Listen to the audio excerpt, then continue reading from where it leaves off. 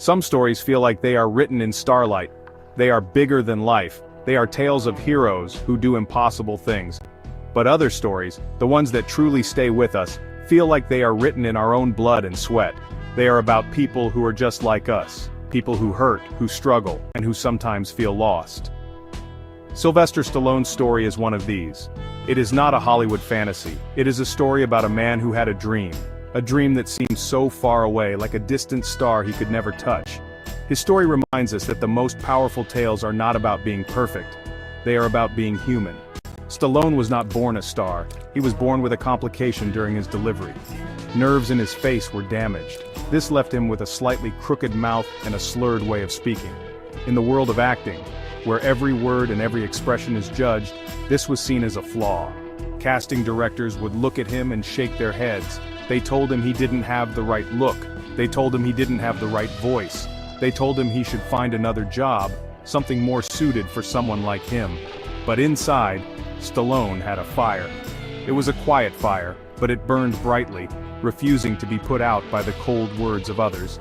He carried this fire with him through years of rejection. He took small parts, roles that barely paid the bills. He worked as an usher, a fish salesman, and even cleaned lion cages at the zoo. He was a writer, a dreamer, a man trying to find his place in a world that kept telling him he didn't belong. His story is not just about becoming famous. It is about the quiet moments of doubt. It is about the empty pockets and the hungry nights.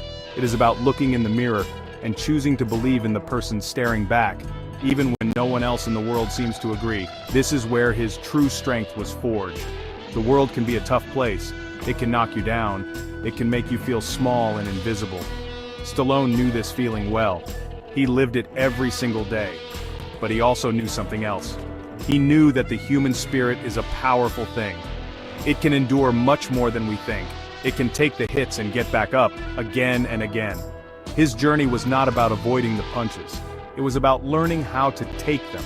It was about understanding that true strength isn't about how hard you can hit. It's about how hard you can get hit, keep moving forward. That is the heart of a fighter. There is a certain kind of poverty that is more than just being broke. It is a coldness that seeps into your bones. It is the feeling of being utterly alone, with no safety net to catch you if you fall. By the mid-1970s, Sylvester Stallone knew this coldness intimately. He was living in a tiny rundown apartment in Hollywood, the kind of place where dreams go to die. He had a wife and a baby on the way, but he had no money. The acting roles had dried up completely. He was so poor that he had sold his wife's jewelry without her knowing, just to keep the lights on for a little while longer. The weight of failure was a heavy blanket. In these dark and lonely days, Stallone had one constant companion. It was his dog, a big, lovable bull mastiff named Butkus. Butkus was more than a pet. He was family. He was a warm presence on cold nights. He was a friend who listened without judgment. He was a furry shadow that followed Stallone everywhere, a silent believer in a world full of doubters. When there was no food for himself, Stallone would make sure Butkus had something to eat. Their bond was simple and pure, a small island of love in an ocean of hardship. Butkus was his best friend, his confidant, the one living thing that gave him unconditional love. But desperation can force a person to do the unthinkable. The day came when Stallone had nothing left. He was starving. He had no money for rent, no money for food. He stood outside a local liquor store, a place frequented by people who were down on their luck. He held a sign with a simple, heartbreaking message, "Dog for sale." He was selling his best friend. A man walked up and offered him $25 for Butkus. Stallone's heart shattered into a million pieces. He handed over the leash, watched the man walk away with his dog, and walked away himself, crying. He said it was one of the lowest, most painful moments of his entire life. This was rock bottom. It is a place many of us fear. It is the end of the road, the point where hope seems to fade into a gray mist. Stallone had lost everything. He had no career, no money, and now, no dog. He had given up the one thing that brought him comfort and joy. It was a sacrifice born of pure necessity, a decision that would haunt him.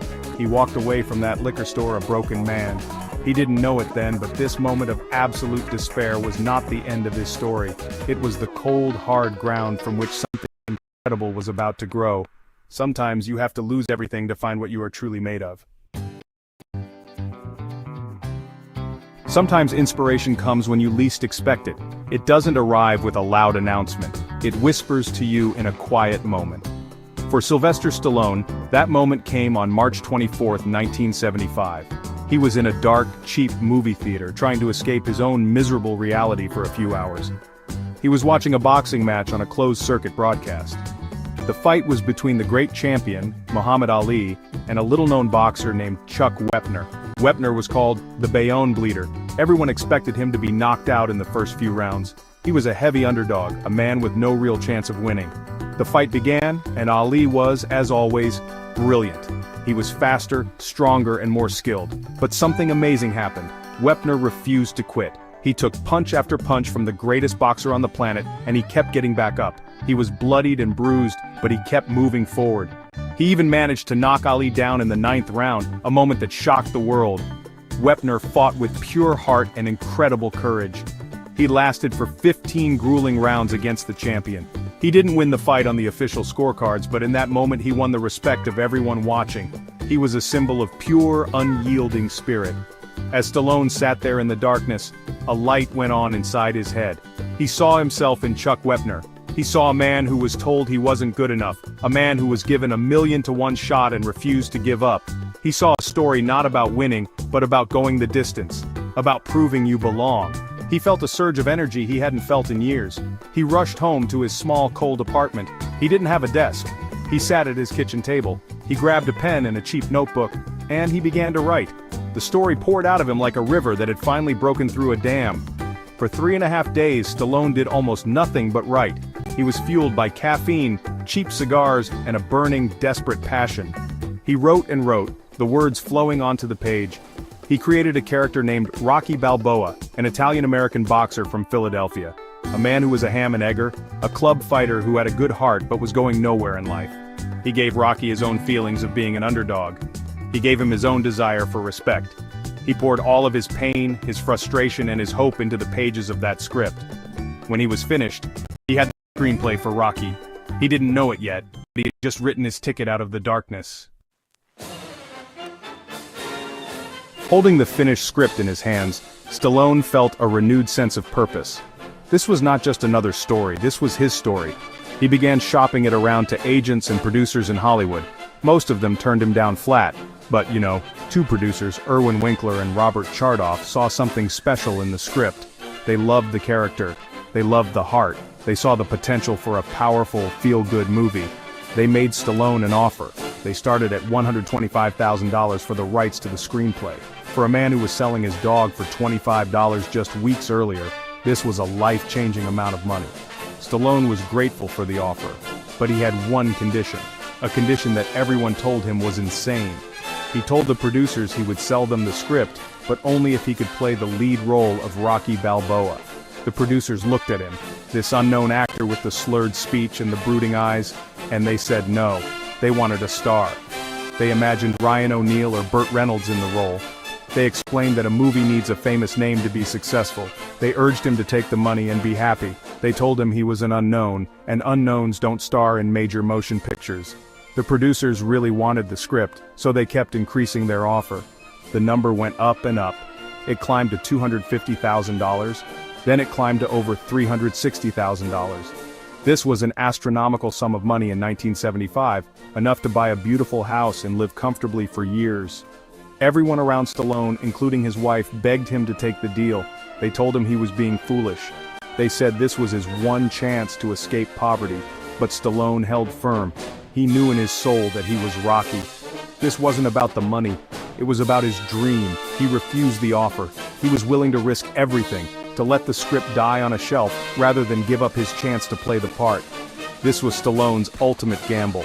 He was betting on himself when the whole world was betting against him. He was turning down a fortune for a dream that seemed impossible. The producers were stunned by his stubbornness. They saw the conviction in his eyes. They saw a man who was willing to walk away from a life of wealth for a principle. Finally, they relented. They agreed to let him star in the movie, but with a catch. The budget would be slashed to just $1 million, and Stallone would be paid only the minimum actor's salary, about $23,000. He would also get a small percentage of the profits. Without hesitation, Stallone said yes. He had won his fight.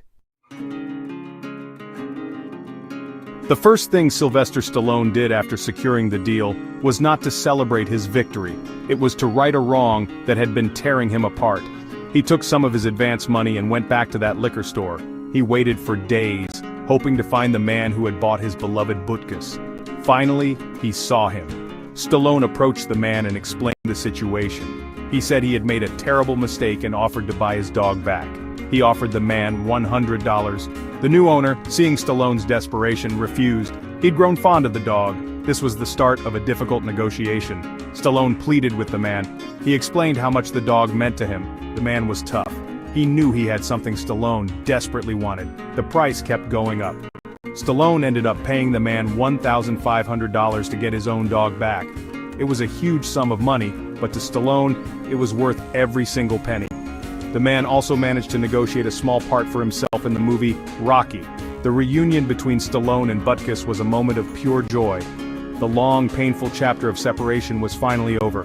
He had his best friend back in his arms, and he promised he would never let him go again. When production for Rocky began, it was clear that Butkus had to be in the movie. He was part of the story, both on the page and in real life. In the film, Butkus plays Rocky's dog, also named Butkus. He is the loyal companion who lives with Rocky in his cramped apartment, a furry friend for a lonely fighter. The presence of the real Butkus on set added a layer of authenticity and heart to the film. The love you see between Rocky Balboa and his dog on screen is not acting. It is the genuine bond between a man and his best friend, a bond that had survived poverty, desperation, and separation. The film Rocky went on to become a phenomenon. It was made on a tiny budget with an unknown star, but it captured the hearts of audiences everywhere. It won the Academy Award for Best Picture in 1977, beating out classic films like Taxi Driver and Network. Stallone's life was changed forever. He became a global superstar, but his story is more than a tale of fame and fortune. It is a lesson about never giving up, about believing in yourself. And it is a lesson about loyalty. He never forgot Butkus. He never forgot the friend who was with him at his lowest point. He brought him along for the ride to the top, a reminder of where he came from and the love that kept him going.